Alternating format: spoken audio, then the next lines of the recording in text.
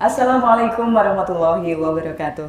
Selamat pagi teman-teman Gema Surya. Senang banget pagi ini saya bisa hadir menemani Anda di sajian obrolan sehat sahur dini hari dari 94,2 Gema Surya FM, kerja bareng dengan RSU Muhammadiyah Ponorogo. Mudah, nyaman, dan Islam.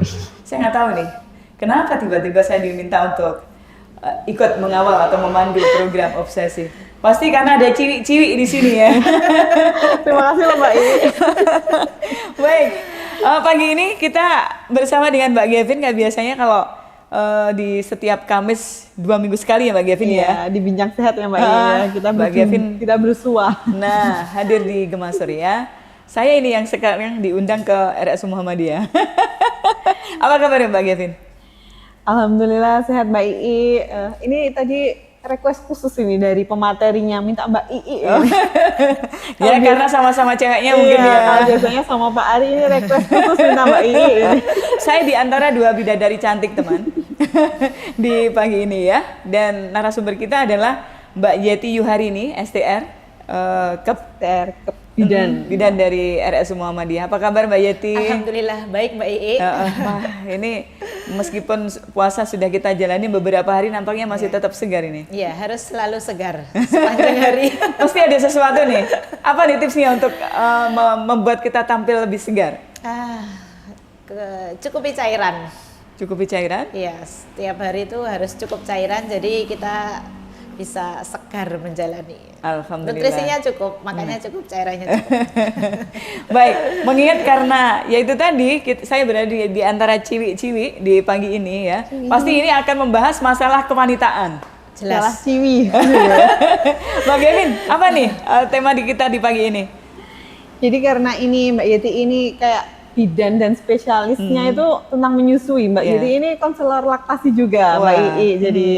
Jadi tema hari ini yang kita pilih adalah tentang inverted and flat nipple breastfeeding dan juga tips kelola produksi ASI saat berpuasa. Apa ya Mbak I? Ini kok agak susah banget nih ya kata-katanya ini ya. Saya diulangin sekali lagi gitu mungkin nggak begitu apa ya. Inverted and flat nipple breastfeeding. Nanti coba kita tanyakan ke Mbak Yeti itu apa ya.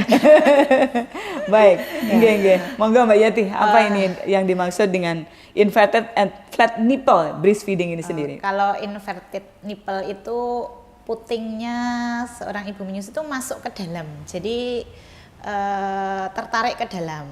Kalau misalnya flat nipple itu yang putingnya datar gitu. Oh jadi ini ada dua ini ya? Iya. Dua masalah gitu. Dua masalah. Yang pertama puting datar, yang kedua mendelep. Mendelep. Bahasa Jawanya kan enaknya gitu ya, mendelep. Atau puting tenggelam. Iya, puting tenggelam, terbenam ya ini. Terbenam. Baik.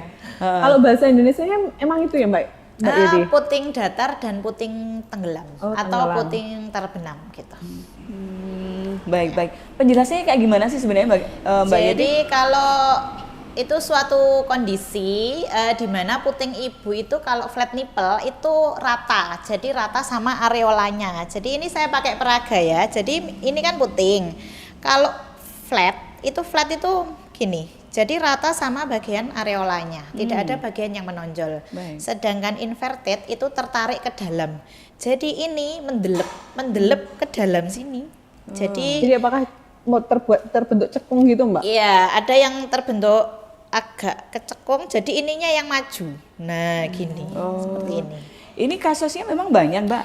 Kalau kasusnya itu antara 2% sampai 10%.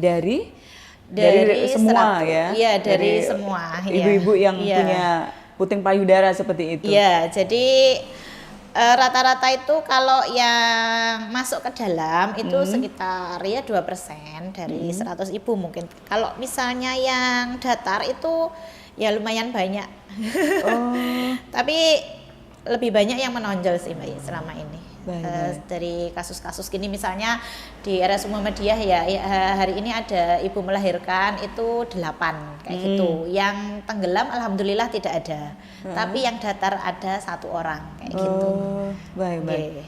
Nggih, ini faktor-faktor apa yang menyebabkan adanya flat datar maupun yang mendelep itu tadi? Jadi kalau Maaf saya datar. salah.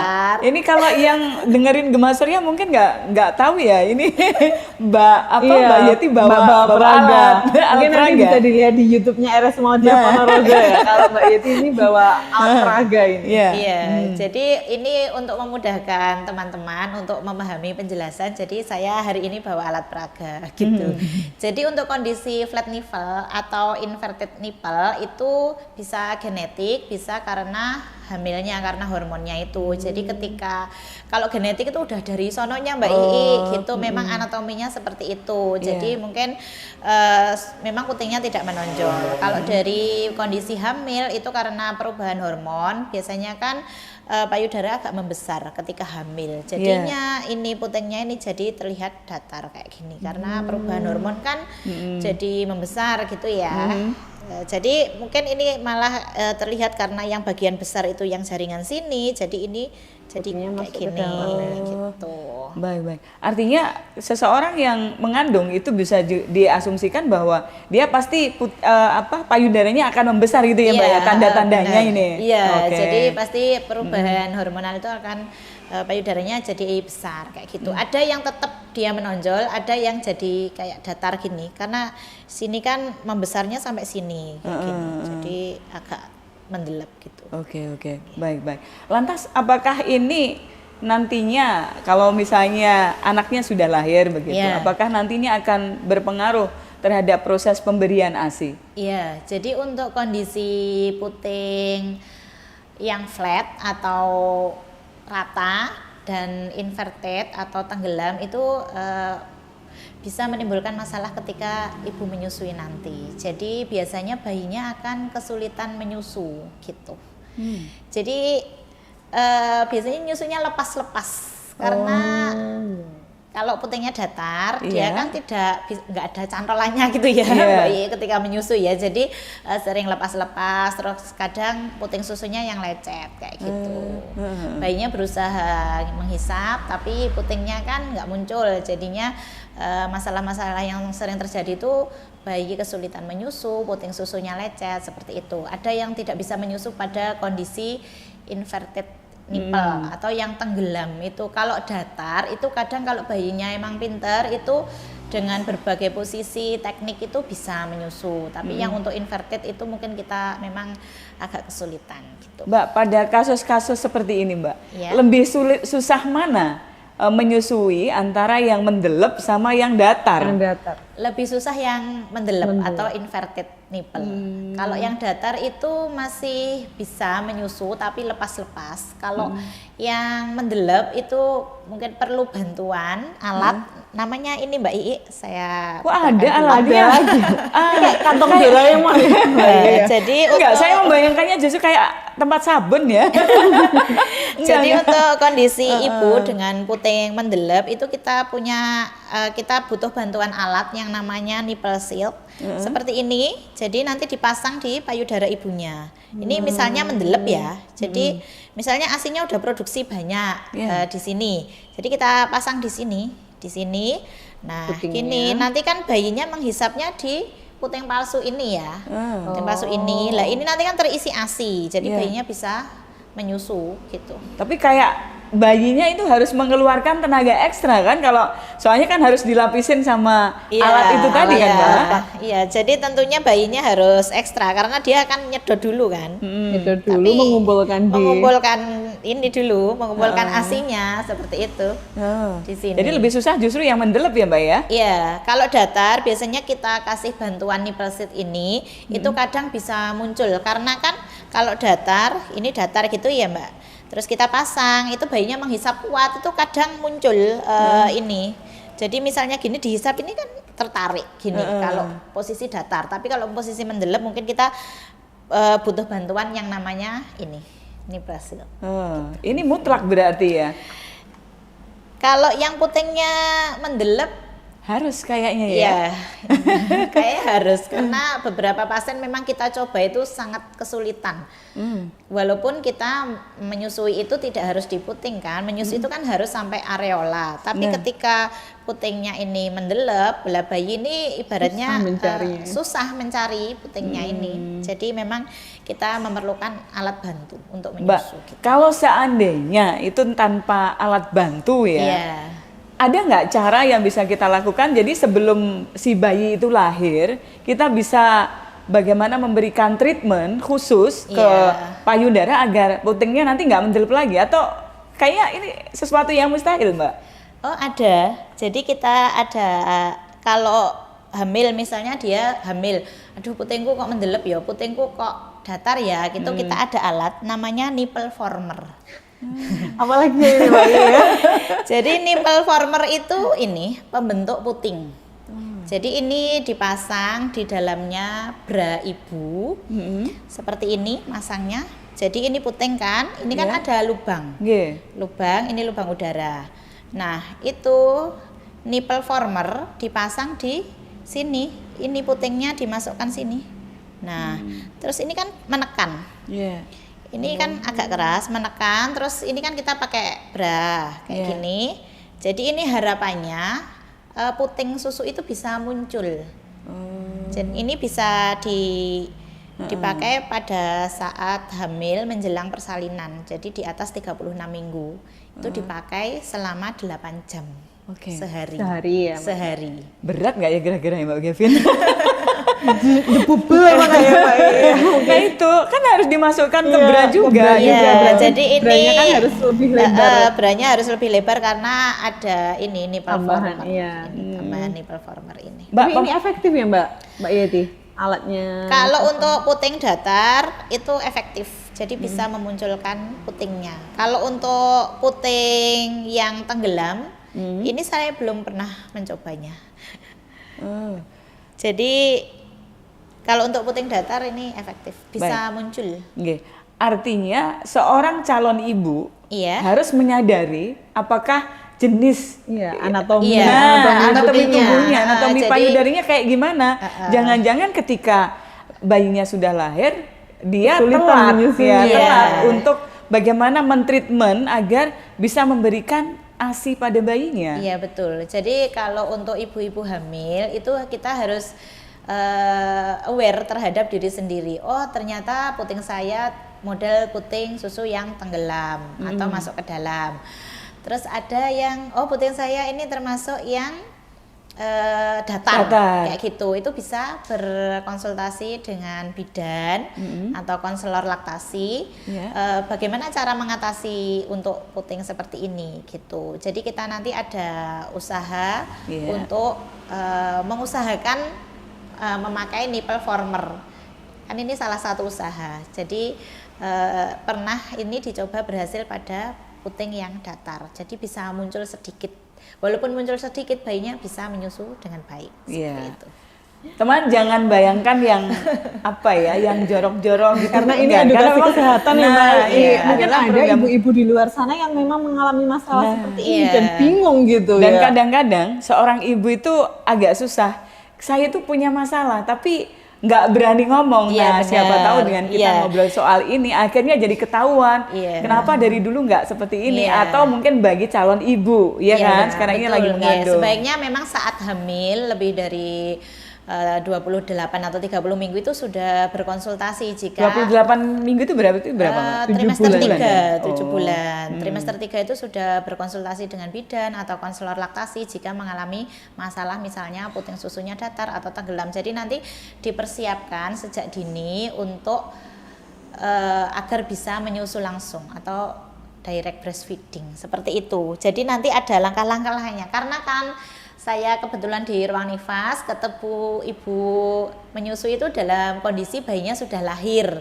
Jadi kita menyelesaikan permasalahan itu ketika bayinya sudah lahir dan itu akan lebih sulit daripada ketika hamil sudah ketemu dengan konselor atau ketemu dengan bidan. Jadi nanti kalau masih hamil langkah-langkahnya ini tadi, pakai nipple former dulu.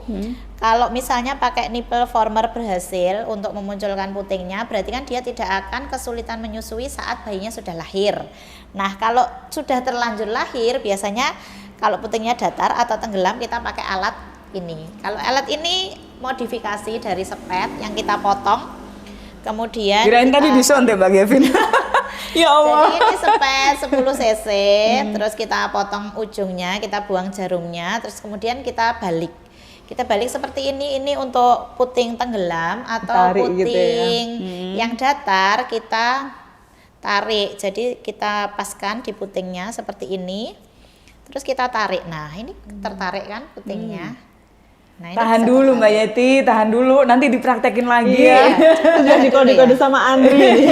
Iya, seperti ini. Siap. Terus bisa pakai ini modifikasi dari sepet atau kita beli yang namanya ini nipple puller. Jadi alatnya laktasi itu unik-unik ya. Tahan dulu aja Mbak Yeti. Tahan- Ini mau tahan dulu, Mbak jeda Yeti. dulu Mbak Yeti ya. Oh, jeda dulu. Ya, baik, kita masih akan bersama-sama dengan Mbak Jati Yuharini ya di program Obsesi di pagi ini. Cuman kita break dulu untuk beberapa iklan, setelah itu kita akan kembali.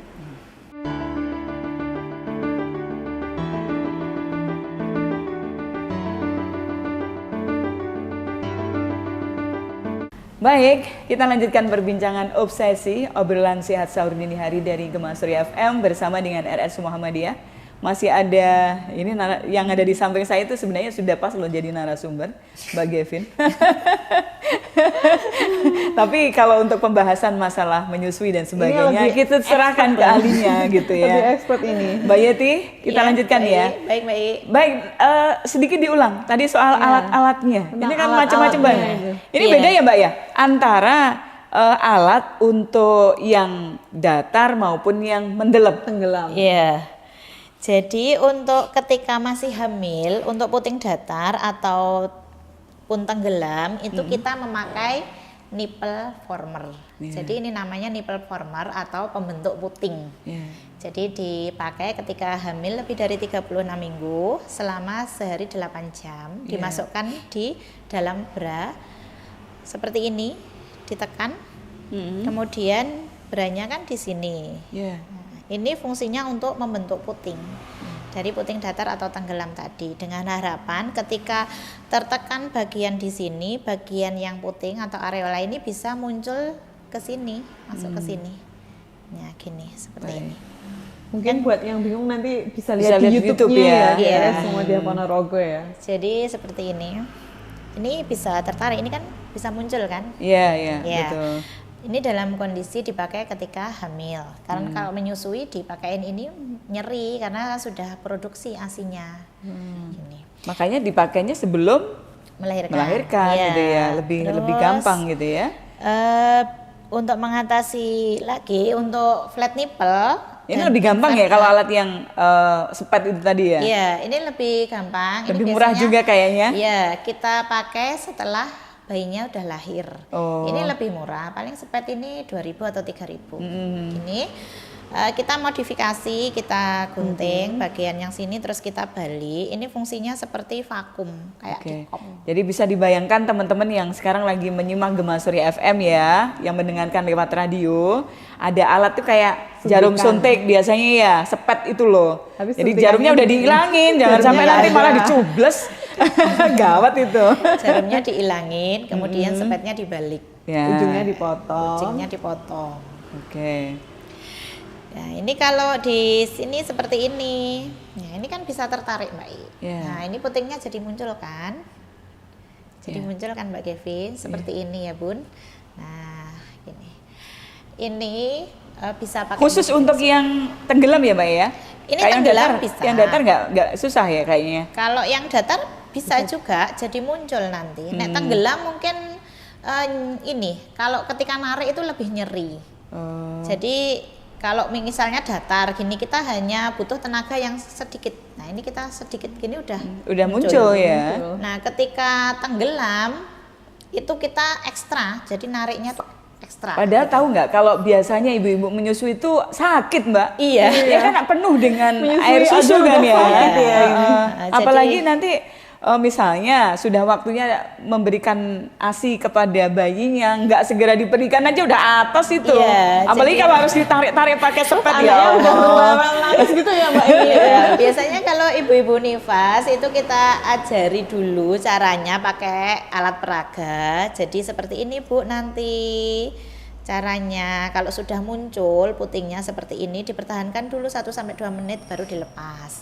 Nah, habis itu kalau putingnya udah muncul, ibu bisa langsung menyusukan ke bayinya. Jadi nanti biarkan bayinya itu menghisap putingnya ibu. Prosesnya butuh berapa menit, Mbak, untuk bisa Memunculkan. ASINya itu muncul? Lah, Kira-kira. Kalau ini langsung bisa muncul, tapi balik lagi. Iya ya, nanti kalau Kalau balik lagi gimana misalkan coba? kan dimunculkan kan Iya. Mbak Yeti, terus nanti ambil bayinya mendelep lagi nggak ya? Jadi harus ada yang standby, ibunya dibantu. Jadi bayi itu sudah harus dalam posisi di pangku. Nah, di pangku. Kalau ibunya megang bayinya berarti harus yang narik. Jagani gitu ya. Iya, ini seret gini langsung dimasukkan gini. Jadi ada yang jaga. Narik, ada yang narik Ada yang mungkin ya, narik. membantu menarik. Tapi kan ketika ibu itu kadang tidak nyaman di putingnya ditarik orang lain kan. Iya. Mungkin dia bisa ngarah-arah kalau ditarik sendiri, ada yang bagian megangi bayinya atau seperti ini juga bisa. Misalnya ditarik terus langsung diminumkan ke bayinya seperti ini. Mbak, ketika itu sudah maksudnya ini sudah ditarik ya, Iya. terus langsung diberikan ke bayi, apakah secara refleks bayi akan langsung bisa ini? Terus kalau bayi sudah menyusui, Iya. ini nanti nggak balik lagi, Mbak, atau bagaimana? Kalau ini kan sudah muncul, biasanya kalau muncul kan segera delep lagi itu harus kita cepat untuk memasukkan ke mulut bayinya. Bayinya kalau bayinya udah pintar, biasanya langsung bisa menyusu. Tapi untuk bayi-bayi yang masih belajar itu kadang apa ya istilahnya itu cuma ini dimasukkan mulut belum dihisap. Jadi kadang kita bantu untuk ini mencet putingnya supaya bisa masuk. Kan ketika ditarik kadang muncul sedikit kan Mbak Ii. Jadi ketika muncul sedikit dan bayinya belum bisa mengambil puting ibunya, jadi kita gini Membantu istilahnya ya, apa? dibantu. Membantu. Jadi membantu untuk memasukkan ke mulut bayinya dengan cara areolanya ini agak dicemetkan gini Mbak Ii. Dicemet nih gini. Areola itu bagian Ini itu bagian ya? hitam di sekitar puting. Oh, Nah, jadi kita bantu dengan gini, dijiwit gini ya, istilahnya di gini. Agak dipencet dikit ya? Agak dipencet, dipelempetkan, terus kita bantu untuk masuk ke mulut bayinya. Gini, kan ini kalau gini kan susah kan, jadi gini. Agak dipencet kan agak muncul, Iya. jadi kita bantu untuk masuk ke mulut bayinya. Mungkin bayinya sempat protes juga ya Mbak Gavin ya. Ini milik mamaku kenapa? Susah sekali. Nggak kayak milik teman-teman yang lain mungkin begitu ya. Iya, jadi mungkin selain sepet ada alat seperti ini juga. Ini namanya nipple puller. Ini juga untuk penarik puting. Ini seperti kop kayak bekam gitu. Jadi kita pencet dulu, kemudian gini. Nah ini kan ketarik. Oh iya. Ini kalau di payudara orang ya seperti ini posisinya. Jadi ini udaranya dikeluarkan dulu, kemudian kita masukkan seperti ini. Langsung Dia tertarik. akan langsung tertarik gini. Ya ini memang agak nyeri dengan Nah itu dia. seperti ini, iya. Jadi Tapi ini kalau alat-alatnya bisa dipakai berulang kali ya Mbak Yeti? bisa, ini alatnya bisa disterilkan, cukup dengan air mendidih, kemudian direndam 10 menit gitu, bisa. Aman nggak ini kalau dipakai berkelanjutan begitu bagi kesehatan si bayi? Apanya yang aman? Amannya itu maksudnya kan bahannya maaf dari apa ini? Ini bahannya dari plastik, aman. Untuk bahan-bahan untuk bayi itu biasanya aman, Oke. BPA free, jadi insya Allah aman. Ketika sudah disterilkan, aman untuk dipakai kembali. Iya. Gitu. Mbak, saya pengen nanya juga. Jadi kan langsung menyusui ke bayi, tapi Iya. juga ada yang di kop. Iya. Nah, bagaimana Mbak? Menurut jenengan ini, lebih bagusan mana? Diberikan langsung ke bayi atau disimpan di dot dulu, kan kasihan kalau misalnya delep. Iya. Udah bayinya nggak sabaran gitu. Iya, jadi memang beberapa kondisi seperti itu. Bila bayinya kesulitan dengan bantuan alat-alat ini, misalnya dari hamil pakai nipple former, kemudian ketika menyusu sudah pakai nipple puller, sudah pakai sepet, tidak berhasil juga, kita pakai sambungan puting dulu. Ketika bayi bisa memakai sambungan puting seperti ini bayinya bisa menyusu dengan baik, bisa mengeluarkan ASI-nya, itu tidak masalah. Nah, gimana ketika semua cara sudah dilakukan tetapi tidak berhasil? Jadi untuk langkah-langkahnya bisa menyusui dengan cara seperti di IMD. Jadi untuk puting yang datar ya. Jadi bisa ini misalnya ASI-nya ini bayinya ditengkurapkan di dada ibunya seperti ini. Jadi ini nyusunya seperti ini. Gini. Kita tinggal melindungi supaya hidungnya tidak tertekan gini. Itu di usia berapa, Mbak? Bahaya nggak bagi misalnya jangan-jangan nanti ampek dan sebagainya? Oh tidak, karena bayi baru lahir itu kita kan langsung IMD, inisiasi menyusu dini. Jadi bayi baru lahir ceprot, oek-oek, itu kita taruh di dada ibunya dalam posisi seperti ini. Dia akan berusaha mencari puting ibunya. Jadi ketika secara refleks ya? Secara refleks. Nah, ketika kita kesulitan menyusui dengan duduk, kemudian dengan miring, itu kita bisa menyusui dengan posisi IMD seperti ini bisa. Jadi nanti kan bayinya menghadap ke sini terus gini bisa. Kan ini salah satu usaha ketika bayi menyusu dengan tiduran atau duduk lepas-lepas itu dengan cara IMD seperti ini. Nah, kalau ini tidak berhasil juga, berbagai upaya tidak berhasil, itu ASI-nya bisa dipompa, kemudian diminumkan. Tapi yang paling bagus memang yang tadi ya pakai IMD, ya, kemudian memang kalau untuk menyusu langsung itu paling baik, karena untuk keluarnya ASI itu kan hisapan bayi itu untuk memperbanyak produksi ASI itu dari refleks hisapnya bayi. Jadi ketika menyusu langsung tidak bisa, kita bantu pakai alat bantu nipple seat tidak bisa, ya mungkin terpaksa kita harus memompa ASI. Yang penting bayinya dapat ASI gitu. Soalnya ada kekhawatiran juga kan Mbak Gavin kalau misalnya sudah ibu ibu yang baru melahirkan itu kadang-kadang kan ada stres yang tinggi, namanya apa Mbak? Postpartum blues. Nah, itu kadang-kadang begitu ya. Dia udah karena barusan kan anaknya mungkin nangis sementara putingnya mendelep atau susah banget begitu kan, kadang-kadang dia bisa stres gitu loh. Nah, khawatir saya nanti ketika kasus ini terjadi akan mempengaruhi produksi ASI juga. Iya, memang stres pada ibu melahirkan itu akan berpengaruh pada produksi ASI-nya. Jadi kita edukasi ke ibunya. Jadi ini sudah dilakukan berbagai cara, kemudian misalnya tidak berhasil, itu prinsipnya yang penting bayinya dapat minum bagaimanapun caranya. Jadi bisa ASI-nya dipompa, kemudian diminumkan ke bayinya gitu. Jadi berbagai cara, bisa disendoi, bisa pakai cup feeder, bisa pakai dot. Tapi kalau dot itu resiko bingung puting kayak gitu. Cuma kan kalau dengan ibu yang inverted nipple atau flat nipple yang memang kesulitan menyusu seperti itu, ya mungkin itu menjadi alternatif gitu kan. Disarankannya sebenarnya tidak dot, jadi mungkin cup feeder atau bisa pakai sendok atau pipet seperti itu. Tapi kan tergantung ini kan harus telaten ya Mbak Ii. Biasanya harus didoti aja seperti itu. Karena takutnya itu malah justru enggan atau ogah untuk menyusui bayinya, kan repot ya Mbak. Iya. Jadi untuk ibu-ibu yang kesulitan bisa dipompa ASI-nya gitu. Ada nggak Mbak Yeti misal kasus ibu dengan flat nipple, puting datar atau puting tenggelam, tapi dia itu berhasil kok menyusui langsung sampai 2 tahun misalnya gitu? Oh ada. Kalau yang untuk flat nipple itu banyak yang berhasil sebenarnya Mbak Kevin. Kalau flat nipple itu kan dia datar kan, tidak masuk ke dalam. Itu banyak yang berhasil dengan memakai cara-cara tadi, pakai nipple puller, pakai sepet, kayak gitu itu banyak yang berhasil. Akhirnya bayi bisa menyusu dengan baik seperti itu. Yang untuk kasus yang inverted atau yang masuk ke dalam itu kadang kita pakai sepet kan bisa muncul, tapi memang tidak begitu maksimal kayak gitu. Ini saya punya kasus itu satu yang inverted itu sudah berbagai cara belum berhasil juga, jadinya memang ASINya dipompa full mama pumping gitu. Tapi dia berhasil menyusui sampai 2 tahun. Cuma memang bukan direct breastfeeding. Jadi nggak langsung gitu ya. Nggak langsung, dia full pumping sampai 2 tahun, tapi dia dapat ASI 6 bulan full ASI sampai 2 tahun full ASI juga gitu.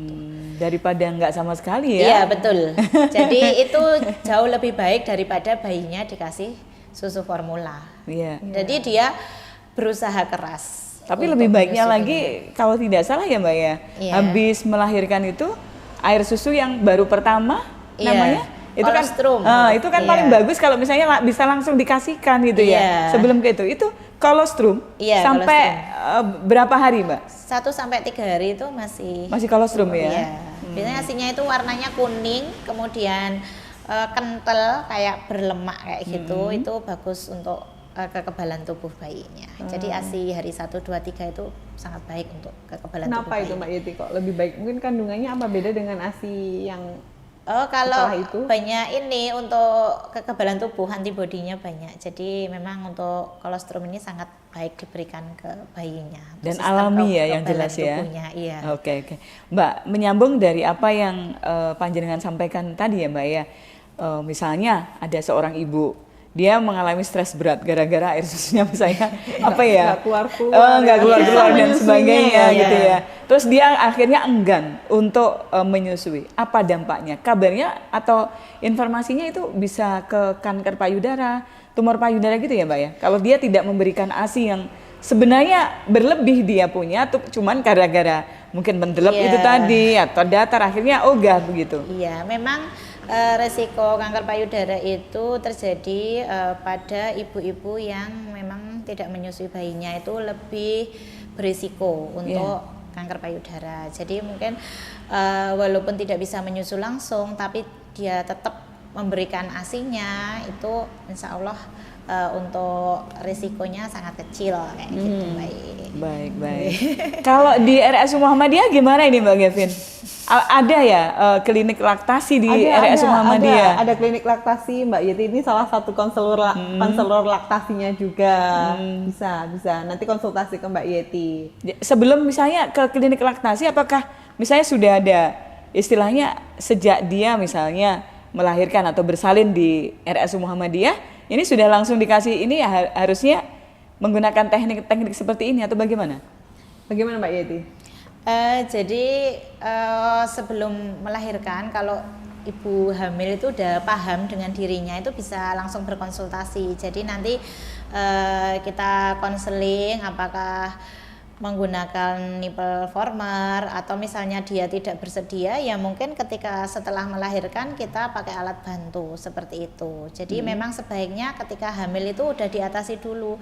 Siapa tahu berhasil, dan ketika pakai nipple former itu berhasil, nanti kan bayinya lahir sudah bisa langsung menyusu ke ibunya. Tapi ketika misalnya ibunya tidak bersedia dengan memakai nipple former, jadi ya kita atasi ketika dia setelah melahirkan gitu.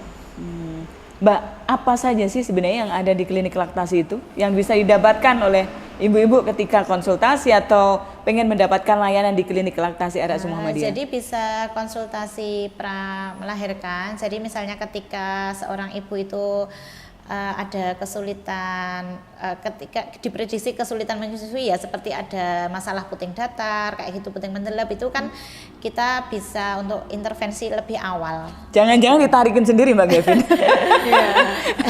Pakai tang gitu, jangan-jangan takutnya kan begitu.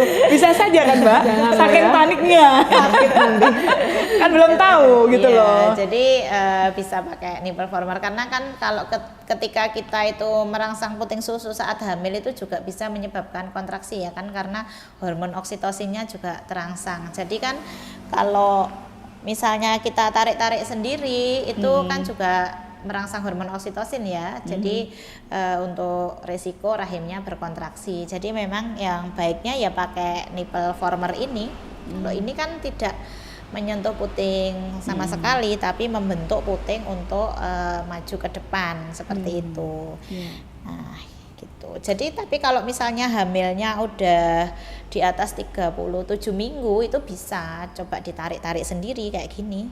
Nah, ditarik-tarik sendiri ini enggak apa-apa kalau hamilnya lebih dari 37 minggu kan, walaupun nanti itu kontraksi itu kan enggak apa-apa karena 37 minggu itu sudah boleh lahir karena bayinya udah matur gitu Mbak Ii. Cobanya berat ya ibu-ibu itu ya. Iya. Padahal waktu di awal-awal ketika bayi itu nyusu kita gitu kan, kita kan ibu-ibu juga, punya anak juga. Nah makanya itu udah sakit banget, apalagi kalau ada cobaan yang lain kayak apa tadi pentil-mendelep, kemudian satu lagi datar, ini kan jadi tambah masalah lagi gitu loh. Biasanya yang datang ke klinik kita itu yang ada bendungan ASI. Apa itu gitu. bendungan ASI? Jadi nawoni ya? Iya, nawoni kayak gitu.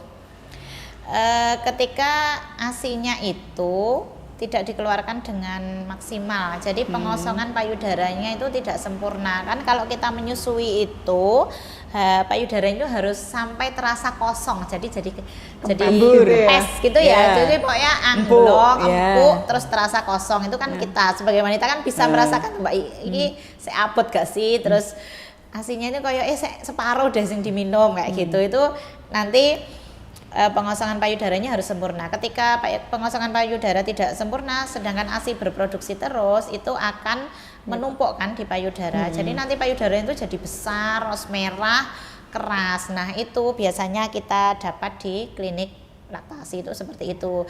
Ada kadang yang menyusui tidak seimbang antara payudara kanan dan payudara kiri. Nah, kayak itu gitu. akan kita bahas di episode berikutnya ya, Bang Gavin. Ya tentunya buat ibu-ibu yang yang punya masalah tentang menyusui, jangan enggan untuk konsultasi di klinik laktasi RSU Muhammadiyah Ponorogo. Jadwalnya setiap hari Senin sampai Kamis ya Mbak. Senin sampai Kamis. Senin sampai Kamis dari pagi sampai siang hari. Nanti bertemu sama Mbak Yeti ini ya. Bisa buka-bukaan juga. Iya. Jangan berkecil hati lah intinya, kalau yang punya masalah menyusui masih ada solusinya. Nah, gitu. begitu. Baik, kita tahan dulu, nanti kita akan lanjutkan di episode berikutnya, Mbak Yeti, Mbak Gavin ya. Baik. Teman, sampai di sini dulu untuk kebersamaan kita di Obsesi Obrolan Sehat Sahur Dini Hari dari Gema Surya FM bersama dengan RSU Muhammadiyah Ponorogo. Simak perbincangan kita berikutnya, masih juga bertema soal menyusui, hanya di Gema Surya FM ya. Kita ketemu lagi kapan-kapan dan Assalamualaikum warahmatullahi wabarakatuh. Waalaikumsalam warahmatullahi wabarakatuh.